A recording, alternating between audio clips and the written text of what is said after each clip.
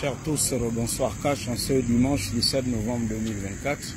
La suite de cette série de vidéos que je consacre au logement des fonctionnaires ici à Franceville. Et là, ce sont ces immeubles.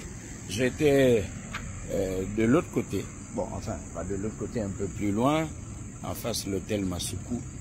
Et là, je suis juste après le lycée et jeune Marcel Amogo, en face du camp militaire, là.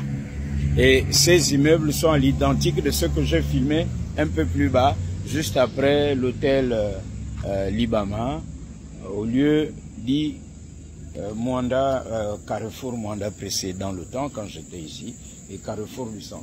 Ce sont ces bâtiments qui sont pourris.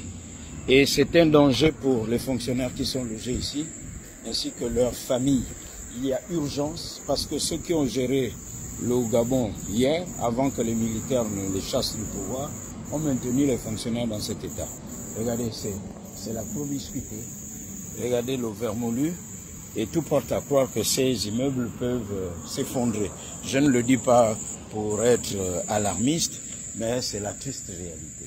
Depuis quand ont-ils été construits et depuis quand ont-ils été restaurés et revisités au niveau de l'électricité et de la plomberie? Le lit des moustiques et comment demander un rendement conséquent à ceux qui logent ici. Et dire que les 14 dernières années, on a pensé à tout, sauf à mettre à l'aise ceux qui travaillent pour l'État. Les Gabonais ou les non-Gabonais, les fonctionnaires. Tous ceux qui doivent justement apporter leur pierre au développement du Gabon. Nous avons des enseignants expatriés, nous avons des coopérants, entre autres. Je dis coopérants parce que de l'intelligence, la main-d'œuvre venue de l'extérieur pour aider au développement du Gabon. Alors, ne vous en faites pas, il y a des familles qui vivent derrière, ici. Vous imaginez, vous habitez à l'intérieur, et voici la devanture de chez vous. Donc, à l'absence de l'éclairage public, à l'absence des conditions hygiéniques de base, tout a sauté, tout est vieux. Regardez, cette baie vitrée n'existe plus. Elle donne accès aux escaliers.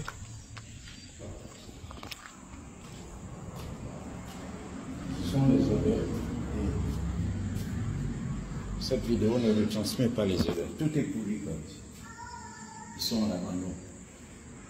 C'est dans cet état que ce pouvoir a abandonné les fonctionnaires. Ici encore, il y a de l'éclairage.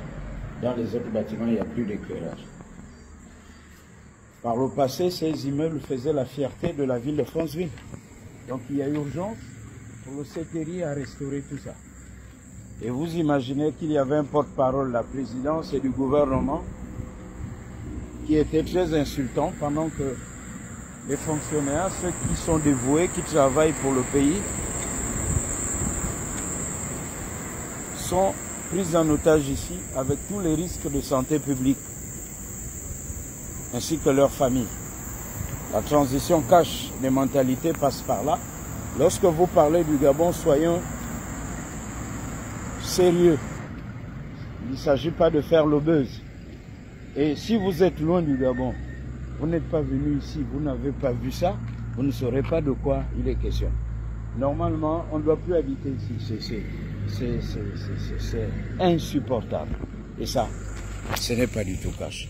Après le vote au référendum, ceux qui ont dit oui, ils ont dit oui. Ceux qui ont dit non, ont dit non. Maintenant, retour à la réalité du pays. Qu'est-ce qu'on fait maintenant de ça? Là est toute la question. Cash. Bonsoir et bon début de semaine. Beaucoup de courage à ces familles qui vivent ici.